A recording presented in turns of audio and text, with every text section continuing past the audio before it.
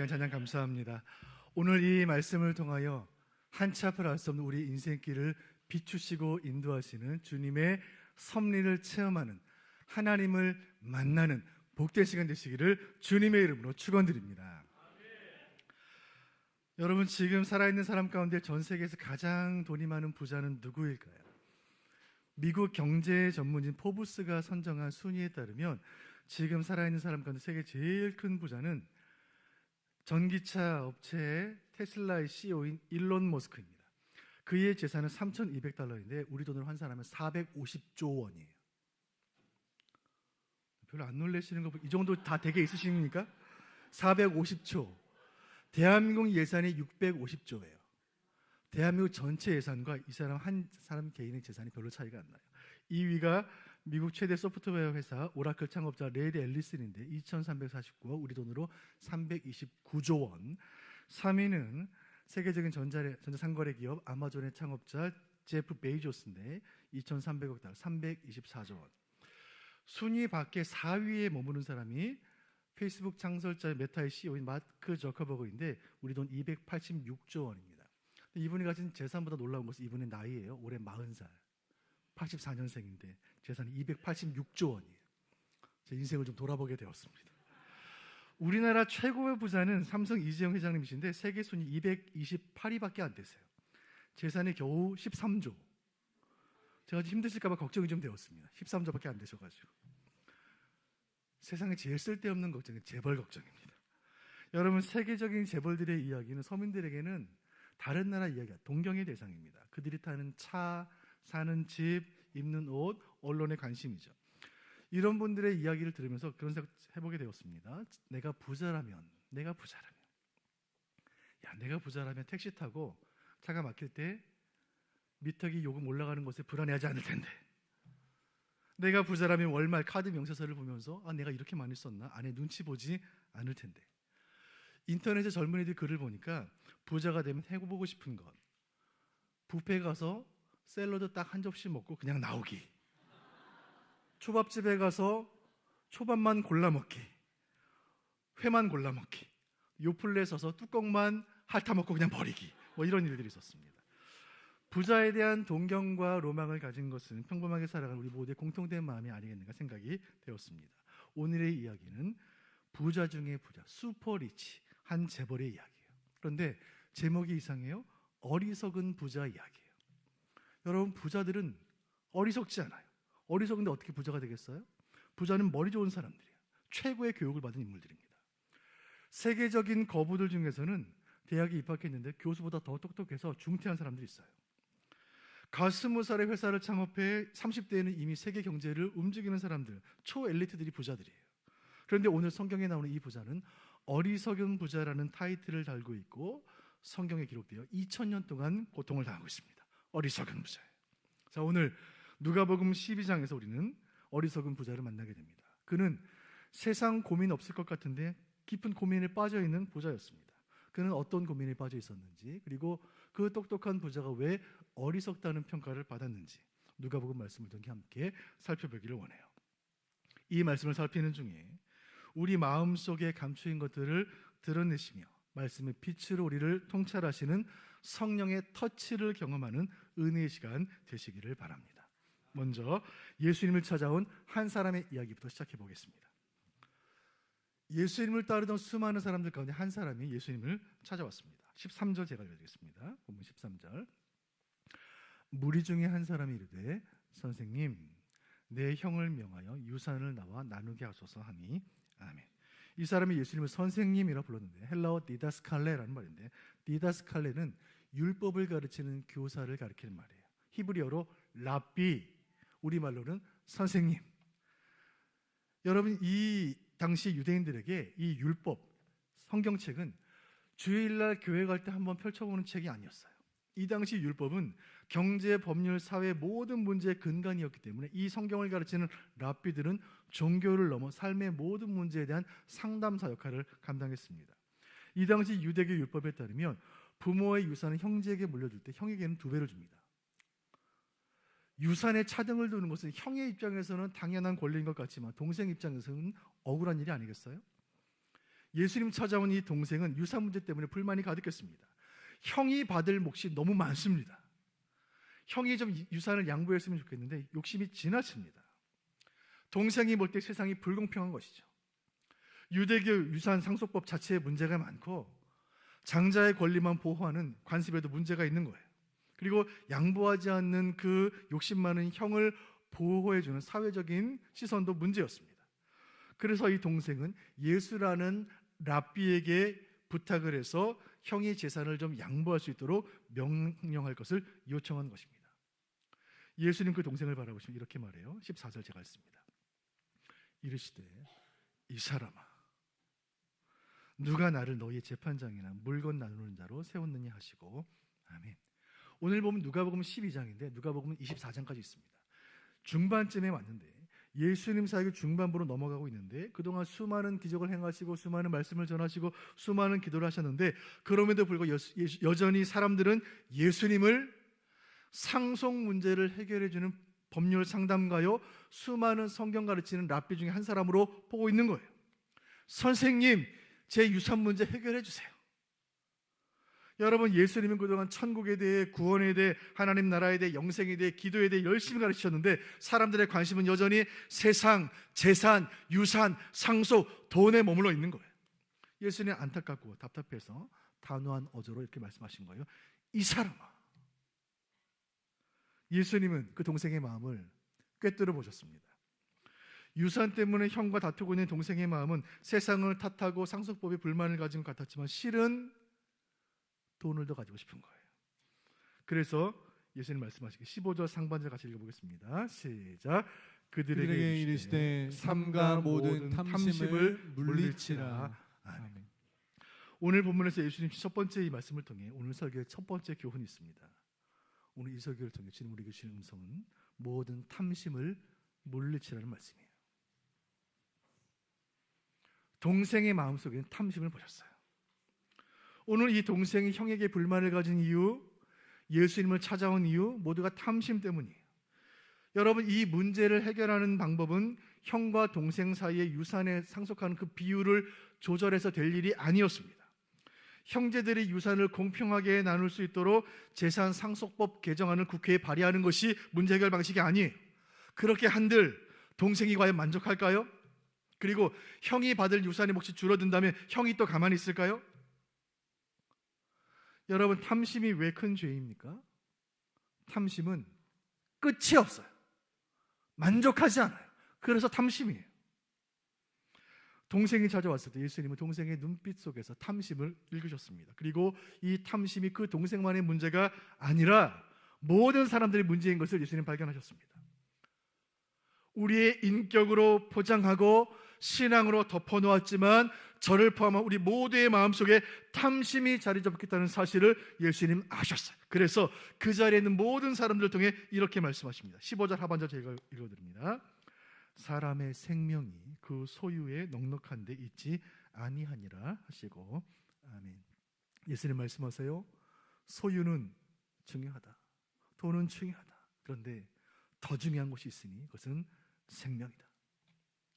이 땅에서 부유하게 사는 것 좋은 일이다. 그런데 더 좋은 일은 영생을 얻는 일이다. 우리의 인생과 가치와 의미는 우리의 재산, 우리의 소유에 달려있지 않다. 이 교훈은 모든 사람들이 마음에 새기고 살아야 인생의 본질적인 교훈이었습니다. 예수님 이 가르침을 보다 쉽고 강력하고 뇌리에 깊이 남게 전하기를 원하셨습니다. 그래서 한 이야기를 시작하세요. 그렇게 시작된 예수님의 이야기가 누가복음 12장에 기록된 어리석은 부자의 비유입니다. 우리의 인생과 신앙의 본질을 다루시는 예수님의 비유 이야기 속으로 들어가 보도록 하겠습니다. 자, 16절 같이 보시죠. 보면 16절입니다. 시작. 또 비유로 그들에게 말하여 이르되 한 부자가 그 밭에 소출이 풍성함에. 아멘. 이 이야기에 등장하는 이 사람은 부자예요. 부자였으니 땅이 많았습니다. 그리고 그 시대는 농사 짓는 시대였기 때문에 곡식을 많이 심었고 그해 이맘때쯤 가을쯤 되었는데 유례없는 대풍년이 들었습니다. 부자가 가진 그 넓은 땅이 황금 들녘을 이루었고 가을이 오자 추수한 곡식이 산처럼 쌓인 거예요. 부동산으로 치자면 이 사람이 가진 땅값이 몇 배나 오른 것이고, 사업으로 치자면 그의 매출이 회사를 설립한 이후로 사상 최고치를 경신한 거예요. 주식은 치솟고 동장 잔고는 최고 액수를 경신하고, 그 부자의 사무실에서 수십 대의 현금 개수기가 정신없이 돌아가고, 은행 직원들이 차를 타고 와서 돈 뭉치들을 차에 실어 은행으로 가는 그 현장에서 너무 좋아서 웃음을 감출 수 없는 표정으로 서 있는 그 부자의 얼굴을 한번 상상해 보세요. 그 부자가 부정을 저질렀다거나 남을 속였다는 말이 성경에 없습니다. 정당한 방법으로 깨끗하게 벌어들인 합법적인 재산이었습니다. 자, 이렇게 큰 돈을 벌어 슈퍼리치가 된 이 사람이 어떻게 했을까요? 그 부자가 하나님 앞에 나와 예배드리고 감사의 제단을 쌓고 함께한 이웃들에게 나누어주고 선교를 위해 헌신하고 구제를 위해 많은 돈을 쾌척했다. 그래서 그 마을에는 가난한 사람들이 없었고 배고픈 사람이 사라졌고, 이 부자는 많은 사람들에게 칭찬을 받고 하나님 앞에 인정받는 신실하고 존경받는 부자로 행복하게 오래오래 살았습니다 라고 끝났으면 참 좋았겠지만 그렇게 되지 않았습니다. 17절 제가 읽어드립니다.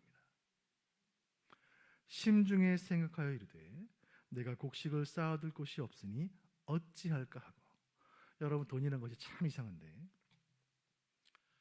가질수록 더 가지고 싶어요. 그게 돈의 속성이에요. 부자는 많은 돈을 벌었는데 많은 곡식을 추수했는데 이 곡식을 어떻게 보관할까, 이 많은 돈을 어떻게 관리할까 고민하기 시작합니다. 부자는 가진 재산으로 만족하지 않았습니다. 땅이 많은 것으로 만족하지 않았어요. 농사가 잘 된 것으로 만족하지 않았습니다. 더 큰 창고를 지어 더 돈을 모으려고 하는 거예요. 자, 여기 두 사람이 있습니다. 한 사람은 양이 99마리, 한 사람은 양이 한 마리 있어요. 누가 양을 더 가지고 싶어 할까요? 99마리 가진 사람이에요. 한 마리 가진 사람은 그 한 마리 양을 가족처럼 사랑하며 함께 먹고 함께 잠자리에 같이 자면 만족하며 살아요. 그런데 양이 99마리인 사람은, 야, 내가 양이 한 마리 부족하구나. 한 마리 더 있으면 100마리가 될 텐데 한 마리를 어디서 구하나. 그 한 마리 가진 사람에게서 빼앗아야 되겠다. 그 양을 빼앗아 오는 거예요. 제가 지어낸 이야기가 아니라 사무엘하 12장에 나오는 성경의 이야기예요. 큰 돈을 벌게 된 부자는 고민합니다. 더 많은 돈을 벌려면 어떻게 해야 할까? 그래서 그는 이렇게 했는데 18절 같이 보겠습니다. 시작. 또 이르되 내가 이렇게 하리라. 내 곳간을 헐고 더 크게 짓고 내 모든 곡식과 물건을 거기 쌓아두리라. 아멘. 아니, 내 창고가 이렇게 작았나? 이렇게 작은 창고에 곡식을 보관할 수가 있겠는가? 창고를 허물고 더 크게 지어야 되겠다. 내 곡식을 잘 쌓아둬야겠다. 크고 튼튼한 새 창고를 지으리라. 그리고 도둑 들지 못하도록 재산을 보호해야 되겠다. 보안업체 연락해서 CCTV 여러 대 달고 경비 용역 고용하고 24시간 감시하고 자산관리사 고용해서 철저하게 관리해야 되겠다. 그제서야 이 사람은 안심이 되었습니다. 자, 이 정도면 성공한 인생이요, 슈퍼리치 부자 아빠, 능력 있는 남편이 아니겠습니까? 마음이 편안해진 거예요. 그래서 그는 이렇게 말하는데 19절 제가 읽어드립니다. 또 내가 내 영혼에게 이르되 영혼아, 여러 해 쓸 물건을 많이 쌓아두었으니 평안히 쉬고 먹고 마시고 즐거워하자 하리라 하되. 아멘. 이 부자의 생각은 오늘날 우리 시대의 우리의 모습을 그대로 보여줍니다. 자, 본문 다시 보여주세요. 평안히 쉬고. 여러분, 우리 시대의 직장인들은 높은 연봉보다 워라밸을 중시해요. 일과 휴식의 균형. 오늘날 젊은이들은 여러분 죽도록 일하지 않아요. 야근해서 야근 수당 원하지 않아요. 칼퇴근을 원해요. 주말에 쉴 수 있어야 하고 휴가가 보장돼야 그 직장에 계속 나갑니다. 본문 계속 보여주세요. 19절. 그리고 첫 번째 평안의 휴식, 두 번째 먹고 마시고. 여러분, 오늘날 먹방 영상 맛집 정보에 열광해요. 경기도권에 초대형 카페들 계속 생기고 사람들로 가득해요. 유명하다는 제주도 돈가스 집에 텐트를 치고 줄을 서서 기다려요. 먹고 마시는 것 얼마나 좋아요? 세 번째, 즐거워하자. 쾌락의 시대입니다. 여러분, 대한민국은 더 이상 동성애와 마약의 청정지역이 아닙니다.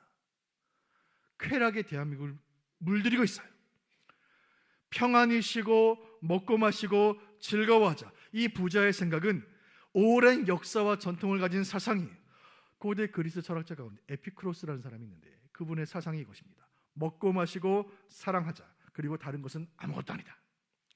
그의 사상은 그 이름을 따 에피쿠로스 학파라는 학풍을 이루었고 오늘날까지 쾌락주의라는 이름으로 지금도 계승되고 있습니다. 쾌락주의.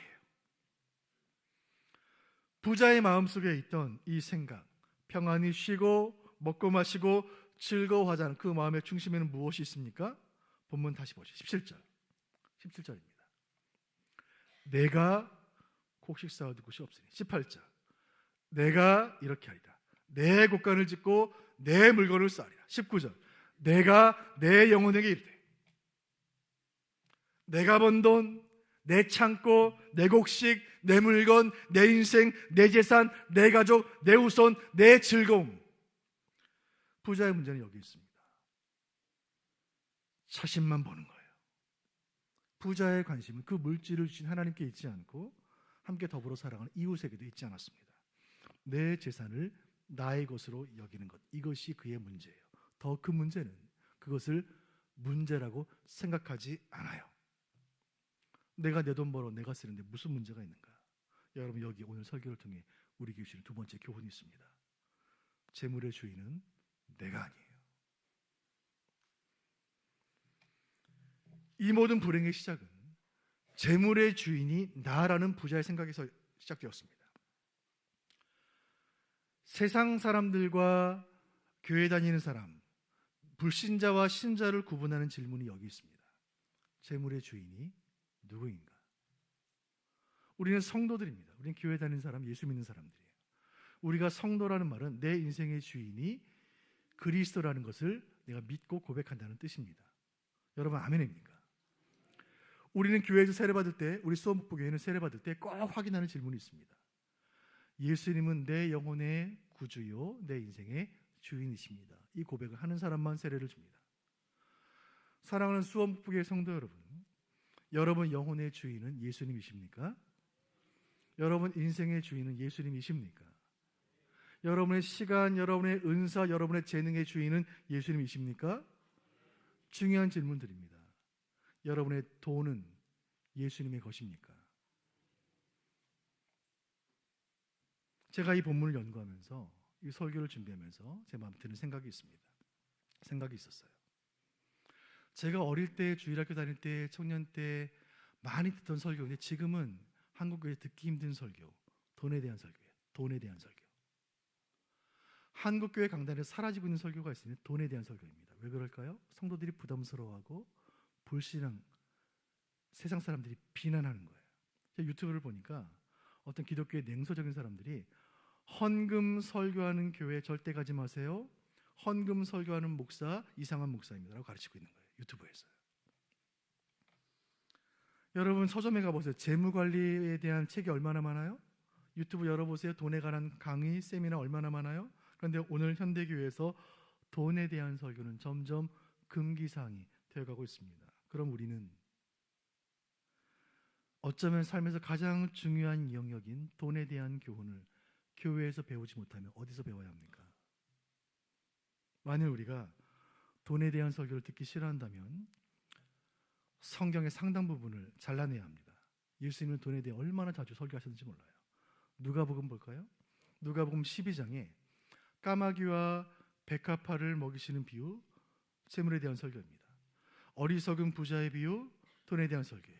14장의 큰 잔치의 비유, 재물에 대한 설교입니다. 16장 불의한 청지기의 비유, 재산에 대한 설교예요. 부자와 나사로의 비유, 돈에 대한 설교예요. 19장 삭개오의 비유, 돈에 대한 설교예요.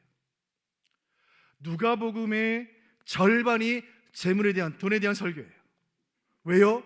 이 문제는 이 땅을 살아가는 저와 여러분이 매일 직면하고 있는 현실의 문제예요. 많은 성도들, 많은 목회자들이 넘어지는 신앙의 근본 문제이기 때문이에요.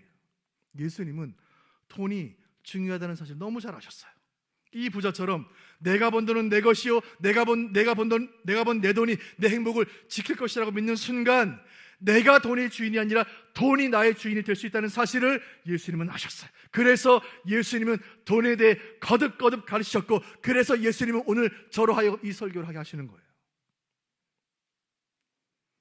내가 모은 재물, 내가 만든 창고, 내가 준비한 미래, 나는 스스로 내 행복한 인생을 이루었노라. 이 부자의 환상을 산산히 깨뜨리는 하나님의 질문이 이어집니다. 12장 20절 같이 보시죠. 시작. 하나님은 이르시되 어리석은 자여 오늘 밤에 내 영혼을 도로 찾으리니 그러면 내 준비한 것이 누구의 것이 되겠느냐 하셨으니. 아멘. 하나님 부자를 향해 말씀하십니다. 아프론, 이 헬라어를 여러 단어로 번역할 수 있는데 아프론이라는 말은 영어 단어로 mindless, 생각이 없는, poor judgment, 판단력이 결핍된, ignorant, 무식한, stupid, 미련한. 그래서 이 헬라어를 권위 있는 영어 성경들은 다 공이 한 단어로 바뀌었는데 fool, 바보 같은 이란 말이에요. 하나님께서 부자를 향해 말합니다. 이 바보야, 이 어리석은 자야. 여러분, 하나님 부자에게 불의하다라고 말하지 않으세요. 악하다라고 하지 않으셨어요. 어리석다라고 말씀하세요. 여러분, 교회 안에 불의한 사람들 많지 않아요. 심각하게 죄 지은 사람들 교회 오지 않아요. 대신 교회 안에는 어리석은 사람들이 있어요.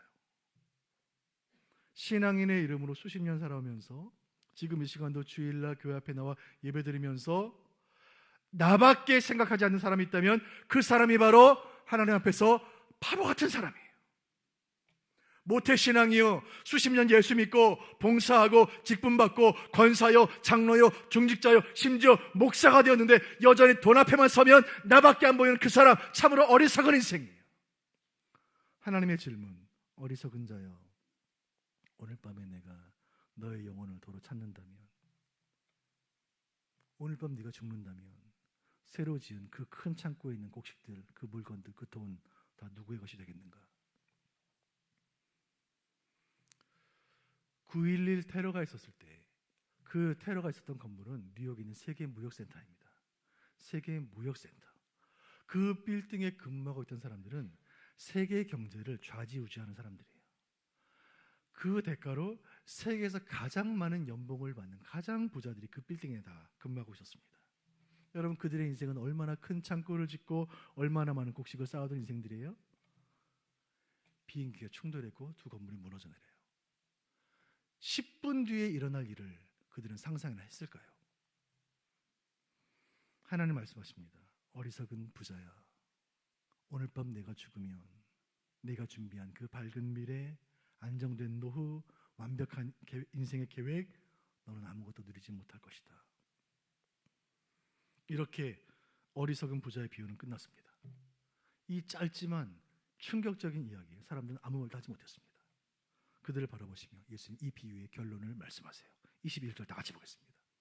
시작. 자기를 위하여 재물을 쌓아두고 하나님께 대하여 부유하지 못한 자가 이와 같으니라. 아멘. 여러분, 부자의 잘못은 돈을 많이 벌었다는 데 있지 않아요. 창고를 지은 것이 잘못이 아니에요. 부자의 잘못은 자기를 위하여 보물을 쌓아뒀다는 데 있어요. 더 큰 잘못은 하나님께 대하여 부유하지 않았다는 거예요. 그렇다면 이것은 그 부자의 이야기 아니라 저의 이야기요, 우리의 이야기요, 모든 사람을 향한 이야기예요. 여러분, 이 설교를 통해 우리 교회는 세 번째 교훈이 여기 있습니다. 우리는 우선순위를 재정립해야 합니다. 우리 인생의 우선순위, 우리 재물의 우선순위. 우리가 어리석은 인생, 바보 같은 인생이 되지 않으려면 무엇이 중요한지 무엇이 중요하지 않은지 구분할 수 있어야 해요. 그 기준은 무엇입니까? 영원한가 영원하지 않은가 하는 거예요. 세상에는 일시적인 것이 있고 영원한 것이 있습니다. 성경은 영원한 것을 더 중요하게 여기고 영원하지 않은 것을 덜 중요하게 여기는 것을 지혜라고 말하고, 영원하지 않은 것을 영원한 것처럼 여기고 영원한 것을 일시적인 것으로 취급하는 자를 어리석다라고 말해요. 마태복음 말씀을 보면, 예수님 말씀을 보면 당시 사람들이 돈을 어떻게 관리했는지를 알 수 있는 말씀이 있습니다. 19절 제가 읽어드립니다. 너희를 위하여 보물을 땅에 쌓아두지 말라. 거기는 좀과 동록이 해하며 도둑이 구멍을 뚫고 도둑질하느니라. 아멘. 이 말씀을 보면 당시 사람들이 돈을 어떻게 보관했는지를 알 수 있어요. 은행이 없었기 때문에, 금융산업이 없었기 때문에 돈을 보관하려면 땅에 묻어두는 거예요. 그리고 집안에 감춰두는 것이죠.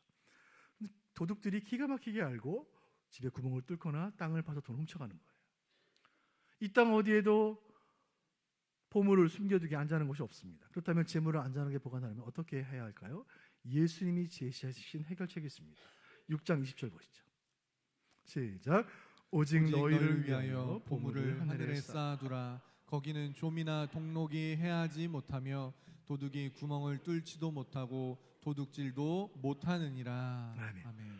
이 땅 어디에도 보물을 쌓아두기 안전하지 않다면 예수님 말씀하시기 보물을 하늘에 쌓아두라. 하늘에 보물을 쌓으면 좀이 들지 않고 녹이 슬지 않고 도둑으로부터 안전하다. 여러분, 이 말이 무슨 말입니까? 우리가 어떻게 하늘에 보물을 쌓아둘 수 있습니까? 그 구체적인 방법이 오늘 본문 12장 33절이에요. 오늘 말씀은 요절 말씀이에요. 같이 보시죠. 시작. 너희 소유를 팔아 구제하여 낡아지지 아니하는 배낭을 만들라. 아멘. 오늘 말씀의 제목입니다. 낡아지지 아니하는 배낭. 저는 지난 한 주간 동안 이 말씀을 거듭거듭 묵상했어요. 낡아지지 아니하는 배낭이란 과연 무엇일까? 여기 배낭이라고 우리말로 번역이 되었는데 영어 성경들은 펄스, 지갑이에요. NIV 현대어 성경은 지갑으로 번역했지만 NASB 같은 고대어 성경은 머니백스, 돈주머니. 오늘날 지폐를 쓰니까 지갑에 돈을 보관하지만 지폐가 없던 동전 쓰던 시절에는 돈주머니에 돈을 보관했죠. 천으로 만든 주머니에 동전을 넣고 말을 타고 찰랑찰랑 다니다 보면 동전의 무게 때문에 천으로 만든 천이 점점 주머니가 점점 낡아지고 어느 순간 구멍이 뚫려서 동전이 다 빠져나간다는 말씀이에요. 그래서 낡은 지갑에 돈을 넣는 자, 구멍난 주머니에 금화를 담는 인생은 어리석다는 말씀이에요. 그리고 우리가 성도라면 낡아지지 않는 배낭, 낡아지지 않는 돈주머니에 돈을 보관하라는 말씀이에요. 33절 다시 보여주세요. 그 방법이 무엇입니까? 여러분, 예수님 말씀 33절. 어떻게 하면 낡지 않는 영원한 돈주머니에 우리 돈을 보관할 수 있습니까? 우리의 소유를 팔아 구제하는 거예요. 놀라운 말씀이에요. 하나님 사랑, 이웃 사랑을 실천하는 말씀으로 그 말씀에 순종하여 내 소유로 이웃을 구제하는 거예요. 그때 어떤 일이 일어나는가? 33절 하반절 제가 읽어드립니다. 그렇게 한다면 어떤 일이 일어나는가? 곧 하늘에 둔 바 다함이 없는 보물이니 고갈되지 않는 마르지 않는 보물이 되는 것이니 그곳은 도둑도 가까이 하는 일이 없고 좀도 먹는 일이 없을 것이다. 우리가 이웃을 구제하는 일에 돈을 쓰면 그 돈이 하늘 창고에 쌓일 것이고 그렇게 하늘에 쌓인 보물은 고갈되지 않고 바닥나지 않고 영원에 사라지지 않는다는 예수님 말씀이에요. 여러분, 여기 10만 원이 있습니다. 10만 원이 있습니다. 자, 10만 원 어떻게 쓰면 좋을까요? 연말에 고급 호텔에 가면 한 끼 10만 원, 한 끼 식사가 10만 원이 넘어요. 한 끼 식사를 할 수도 있을 것이고 아니면 백화점 가서 크리스마스 트리를 사서 집안을 아름답게 장식할 수도 있겠죠. 이번에 대학 간 손주 용돈 주면 손주가 좋아할 것입니다. 근데 여러분, 그 10만 원 어떻게 쓴다 해도 그 가치가, 그 기쁨이 한 달 이상 가기는 어려워요. 그러나 그 10만 원의 가치가 영원하기를 원한다면 하늘 창고에 쌓으세요. 이웃을 구제하세요. 그러면 낡아지지 않는 배낭에 그 돈을 넣는 것입니다. 예수님 말씀이에요. 우리가 돈을 어디에 쓰느냐 하는 것은 우리가 어떤 사람인지를 말해줍니다. 남편이 내민 월급 봉투에는 가장으로서 책임을 다하려는 그 남편, 가장의 마음이 담겨 있는 것이죠. 형제들이 모은 부모님의 요양병원비를 모은 그 봉투에는 이제는 연로하신 부모님을 향한 자녀들의 효도의 마음이 담겨 있는 것입니다. 대출을 받아 마련한 딸의 대학 등록금 그 봉투에는 그 아이를 사랑하는 아빠의 마음이 담겨 있는 것이죠.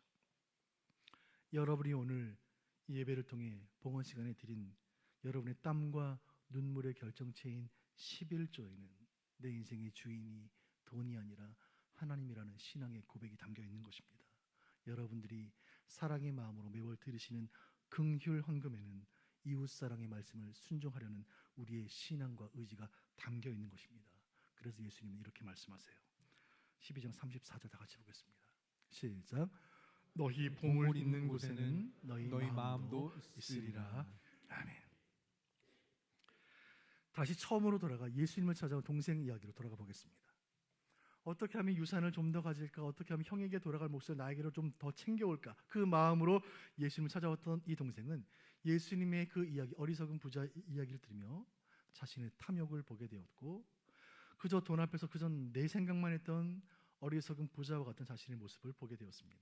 여러분, 이 어리석은 부자의 이야기는 사람이 만들어낸 우화가 아니라 예수님이 가르친 살아있는 말씀이에요.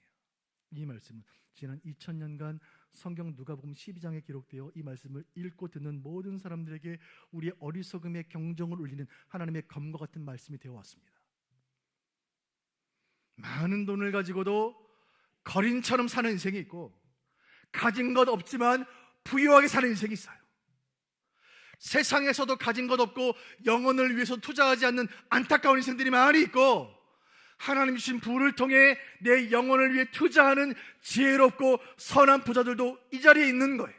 여러분은 어떠십니까? 예수님 말씀을 나누고 이 설교를 맺으려고 합니다. 오늘 설교의 결론은 이것입니다. 낡아지지 아니하는 배낭을 만들라. 같이 읽어봅니다. 시작. 낡아지지 아니하는 배낭을 만들라. 33절에 예수님이 이르기를 너희 소유를 팔아 구제하여 낡아지지 아니하는 배낭을 만들라. 보물을 하늘에 쌓는다는 것, 하나님을 위해 부유한 삶을 산다는 것, 그 실체는 하나님 주신 소유를 통해 이웃을 사랑하며 구제하는 거예요. 사랑하는 수원북부교회 성도 여러분, 여러분에게는 낡아지지 아니하는 배낭이 있으십니까?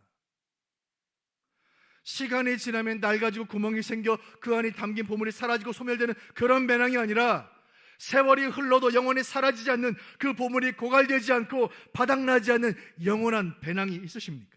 여러분에게는 나를 위한 지갑이 아니라 하나님을 위한 지갑, 이웃을 위한 지갑이 있습니까? 그 지갑에는 보물이 얼마나 쌓여 있습니까? 간절히 바라는 것은 오늘 이 말씀의 은혜가 우리 모두에게 임하여 우리 모두는 영원하지 않은 것에 가치를 두는 어리석은 부자와 같은 인생이 아니라 하나님 주신 소유를 통해 이웃을 구제하고 섬김으로써 우리 가진 보물을 하늘에 쌓는 인생이 되어 영원토록 낡아지지 아니하는 배낭을 준비하는 하나님 나라의 지혜로운 부자들 모두가 되시기를 주님의 이름으로 축원드립니다.